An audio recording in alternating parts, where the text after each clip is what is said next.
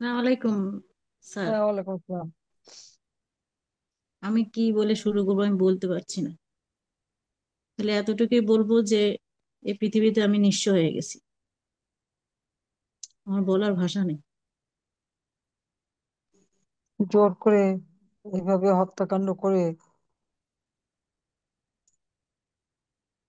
আমি একা পড়ে আছি, কি করব বলেন।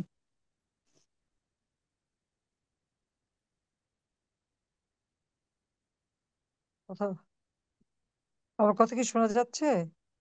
জি, আমি শুনতে পাচ্ছি। আচ্ছা। না, আমি খালি এটুকু বলবো যে আসলে আমার কিছু বলার কি, এই যে নৃশংসভাবে হত্যা করা।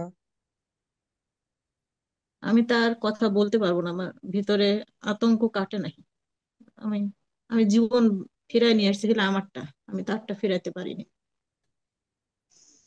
আমার ইস, ছোট দুইটা বাচ্চা, আমি এখন কোথায় যাবো বলেন।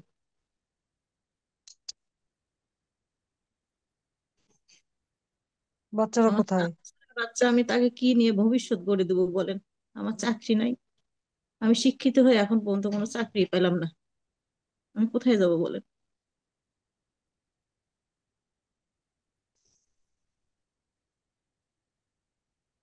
আমি আসি, নিশ্চয়ই আমি দেখবো তোমাদের।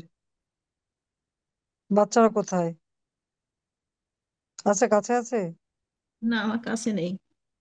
ওরা ও, ওরা একদম চুপ হয়ে গেছে। আমার চঞ্চল বাচ্চা দুইটা একদম শেষ।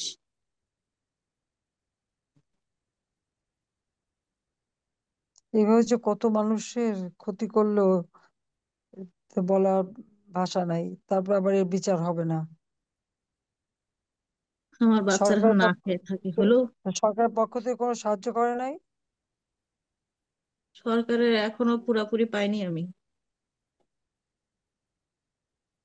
তো কাল ভোরে তো বলতেছে যে কত বলে শহীদদের সবাইকে টাকা দিচ্ছে, কি দিচ্ছে, কত টাকা তুলছে। কতদিন এভাবে মুখ তাকাই থাকবো বলতে পারেন। হাত পেতে খেতে হবে আমাদের। আমরা কি হাত পেতে খাওয়া মানুষ? কোথায় পড়লাম বলেন তো এই দুনিয়ায়। হাত পেতে খেতে হচ্ছে। যাই না, এভাবে এই জীবন তো দেশটাকে চাই নাই। মানে সাজানো বাগানটা তছনছ করে দিল সে, দেশটাকেই ধ্বংস করে দিল আর কি।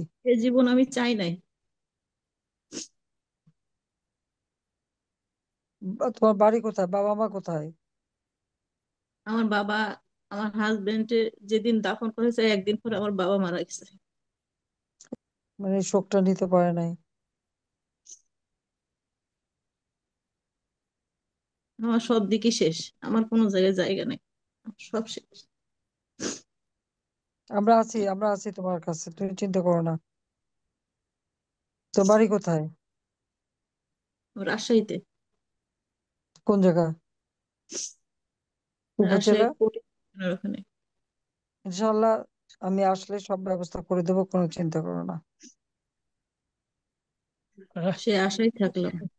হ্যাঁ, সবর করো, আল্লাহকে ডাকো। বাচ্চাদের মানুষ করতে হবে তো।